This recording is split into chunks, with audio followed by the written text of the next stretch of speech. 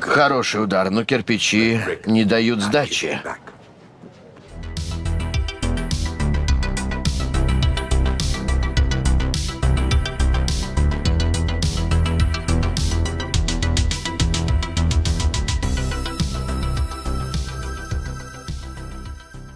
Ассаламу алейкум, достар. Қалдарыңыз қалай? Мықты, қорқынышты, сұмдық адам кейіпкері, көбінесе дәл осындай рөлдерді ойнап, бұл актер танымал болып кеткен еді. Ал негізі шын өмірде қандай екен? Бүгінгі бейнеміз басқаша форматты болады.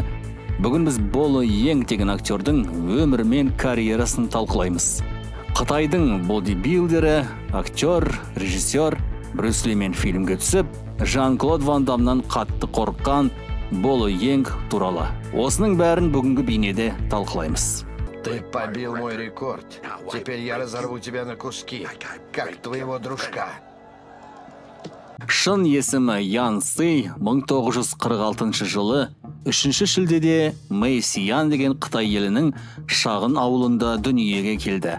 Отбасында жалғыз бала болыпты, әкесі болса кәсіпкер болыпты, ал анасы үйдің шаруасымен айналысады. 10 жасынан бастап Ян Си Гуанчжоу қаласындағы төбелес стильдеріне жазылады. Кунг-фу стилін көбінесе меңгерген екен. Арасында каратэмен де айналысыпты. Тіпті артынан осы стильдерге арналған журналдың бетіне де шығады. Алайда актеріміз әр түрлі төбелестердің стильдерін үйренгенде ғана атаққа ие болып ұстапты. Арада актер ауыр атлетикамен де айналысып, соған қатты қызыққан бодибилдер де болып көрді. Тіпті материктің атақты бодибилдері де болады. 60 жылдары Ян Гонконг қаласына көшіп келеді. Ол уақытта заң қатты болған. Коммунистік партия қатты өршіп тұрған кез еді. Кез келген азаматқа елден кетіп қалу қиын болды. Ян және оның ата-анасының жолдары болды. Гонконгта актеріміз бодибилдердің мектебін ашады, ал 70 жылдары актер мистер Гонконг деген атаққа ие болады.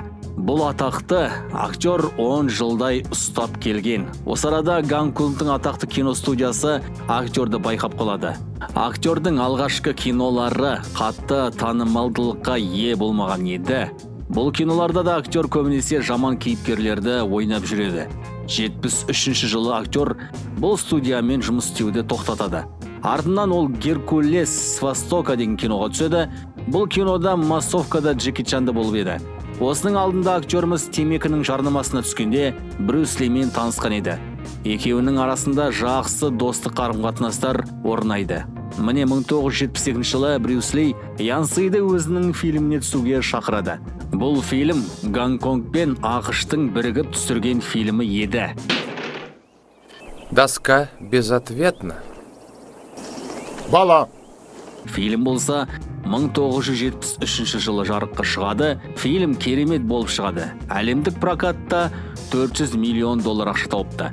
Осы фильмде Ян Си Боло деген есіммен болады. Осы фильм оны әлемге таныстырғандықтан актер Боло деген есімді өзіне алады. Фильмде актеріміз керемет өнерін көрсетеді. Төбелестердің көп стильдерін Брюс Ли мен Боло екеуі бірігіп қарастырады. Кейін актер өзінің бір сұхбатында Брюс Лиді өзінің досы деп айтып жүру үлкен мәртебе деген екен.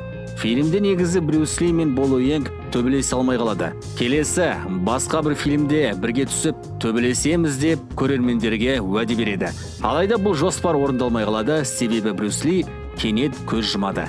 Актер Боло Йенгтің көңіл күйі түсіп, барамын деп тұрған ақш Голливудына бармай қояды.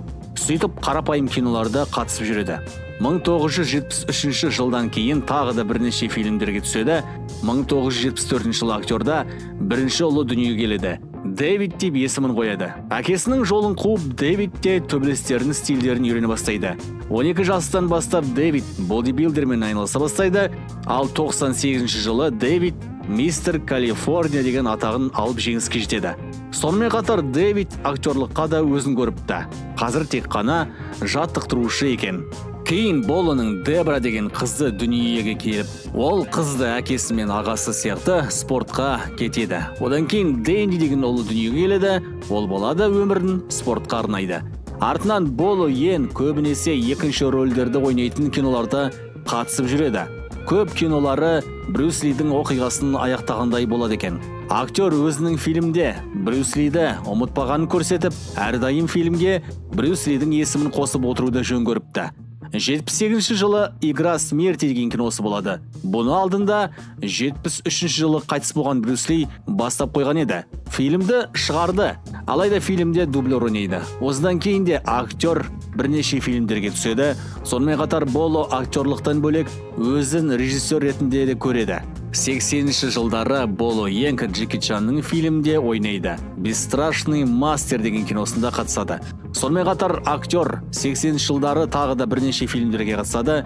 Ол фильмдер қатты танымалдылыққа ие болмаған екен. 85-ші жылы актер «Мои счастливые звезды» деген комедиялық киноға да түсіп көреді. Әріптестері Сэма Хунг және Джеки Чан болады. Одан кейін Брэндон Лимен бірге «Подставленный» фильмде қатысады. Қызық жайт, Боло Йенг осы фильмге түспес бұрын мына Брэндон Лиді төбелесуге жаттықтырыпты.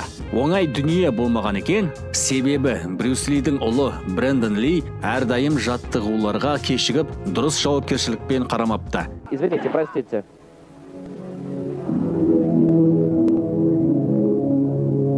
Осыдан кейін де актер бірнеше киноларға түседі. Алайда актердің есімін 1988 жылы шыққан «Кровавый спорт» деген керемет киносынан кейін біле бастады.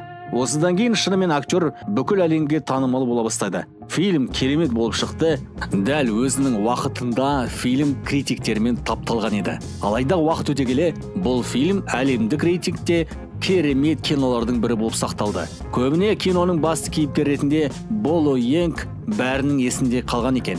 Әрине фильм Жан-Клод Ван Дам туралы. Бірақ Шон Глидің қорқынышты кейіпкері бәрінің есінде қалды. Бір қызығы, Жан-Клод Ван Дам әлі жас болғанда Боло Йенгтің денесіне төбелесу стиліне қызыққан екен. Кім білген екен өзінің кумирімен бірге фильмге түсетінін. Осы фильмде актер Жан-Клодтарын бірнеше соққы алып, аяғын жарақаттап алған екен.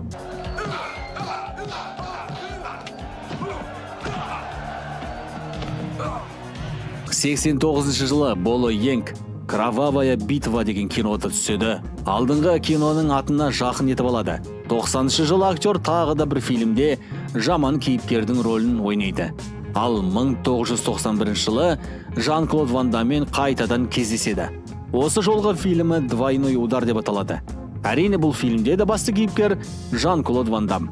Бас кезінде Боло Йенг бас тартады. Тағы да Ван Дамнан соққы аламын ба деп қорқыпты. Бірақ артынан киноға түсуге келіседі.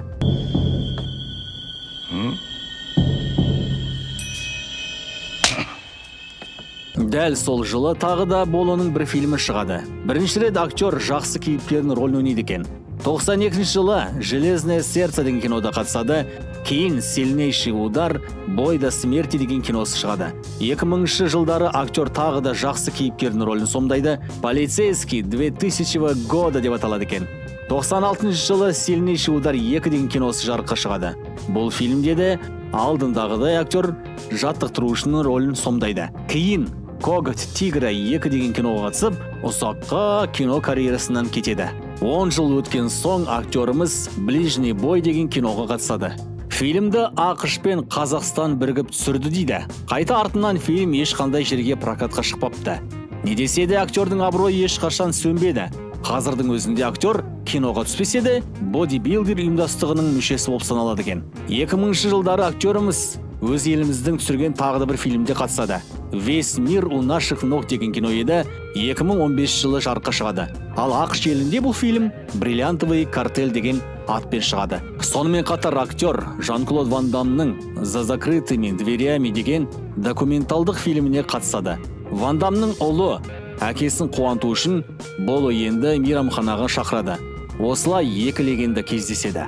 Кезіндегі «Кровавый спорт» пен «Двойной удар» киноларын еске алады екен. Сначала был Брюс Ли, потом Жан-Клод Ван Дам. А потом кто? Кто после Ван Дамма? Нет такого. Осыдан кейін актер тағы да ұзаққа карьерасын тастап кетті деп жатады. Алайда жақында шығатын «Аферез» деген фильмде қатысады деп жатыр. Бүкіл өзінің карьерасында актер $1,5 миллион ақша жинапты. Калифорнияда керемет үйі бар екен, 2018 жылы көшіп келіпті. Актердің көлігі туралы бірақ ақпарат бар екен. Кабриолет аудиомен жүреді дейді. Бір қызығы, актер өзінің киноларында жаман кейіпкерлерді ойнаудан еш қысылмаған екен. Дәл осындай кейіпкер өзіне жарасады деген екен. Сонымен қатар, дәл осындай кейіпкерлерді ойнау арқылы актер танымалдылыққа ие болды. Актеріміз қартайса да, әлі де керемет формада және спорттық жаттығулармен айналысып жүреді. Актер жаман кейіпкерлерді ойнаса да, өмірде мүлдем басқаша адам екен. Сабырлы, мейірімді, жақсы тәрбиелі екен. Достар, осымен бізде бітті. Келесі кездескенше.